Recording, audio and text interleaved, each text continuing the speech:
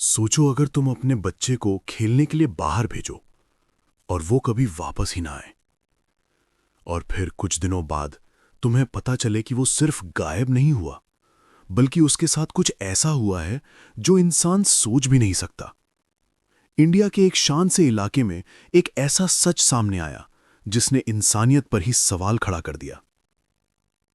ये कहानी है नोएडा के निथारी गांव की, साल 2005-6 की, जहां एक के बाद एक बच्चे गायब होने लगे।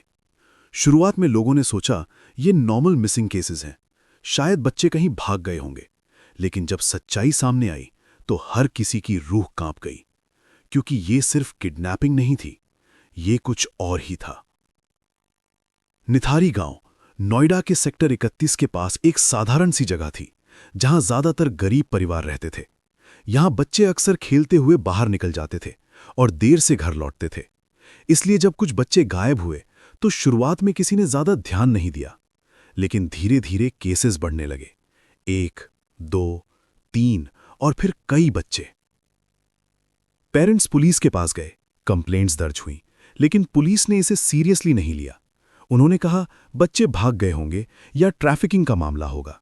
लेकिन पेरेंट्स को कुछ और ही महसूस हो रहा था। उन्हें लग रहा था कि उनके बच्चे कहीं पास ही हैं, लेकिन किसी डरावनी सच्चाई के साथ। फिर आया दिसंबर 2006, जब एक आदमी जिसका नाम था मोनिंदर सिंह पांधेर और उसका सर्वेंट सुरिंदर कोली, उनके घर के पास एक ड्रेन की सफाई हो रही थी, और तभी कुछ ऐसा मिला जिसने सब कुछ बदल दिया। ड्रेन के अंदर से इंसानी हड्डियां मिलने लगीं। एक नहीं, दो नहीं, बल्कि डजन्स। जैसे जैसे खुदाई हुई, बोन्स, स्कल्स, छोटे छोटे कपड़े सब निकलने लगे, और धीरे धीरे ये साफ हो गया कि ये वही मिसिंग बच्चों के रिमेन्स थे। पूरे इलाके में पैनिक फैल गया, मीडिया पहुंच गई, पुलिस हरकत में आई, और फिर शुरू हुई इन्वेस्टिगेशन।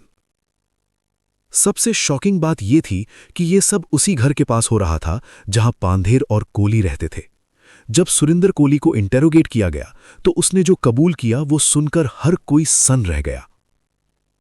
उसने बताया कि वो बच्चों को बहला फुसलाकर घर में लाता था, फिर उनका मर्डर करता था, और उसके बाद उनके बॉडी पार्ट्स के साथ अनइमेजिनेबल चीजें करता था। कुछ रिपोर्ट्स में यह भी सामने आया कि कैनिबलिज्म तक हुआ। लेकिन यहां से मिस्ट्री और डीप हो गई, क्योंकि सवाल उठा, क्या यह सब कोली अकेले कर रहा था या पांधेर भी इसमें शामिल था? पांधेर बार बार खुद को इनोसेंट बताता रहा, जबकि कोली ने कई बार स्टेटमेंट्स बदले।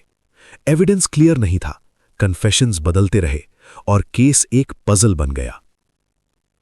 पहली थ्योरी कहती है कि सुरिंदर कोली ही असली किलर था, एक मेंटली डिस्टर्ब्ड इंसान जिसने अकेले ये सब क्राइम्स किए।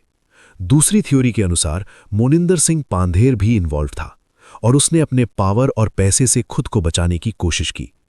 तीसरी थ्योरी सबसे डिस्टर्बिंग है कि इसमें ऑर्गन ट्रैफिकिंग या लार्जर नेटवर्क का इन्वॉल्वमेंट था, और असली मास्टरमाइंड्स कभी पकड़े ही नहीं गए।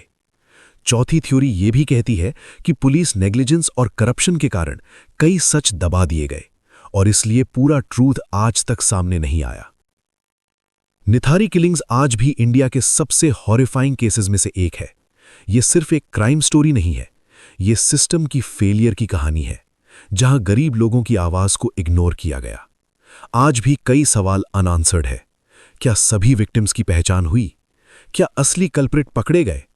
या फिर कहीं ऐसा तो नहीं कि इस केस की पूरी सच्चाई आज भी अंधेरे में छुपी हुई है?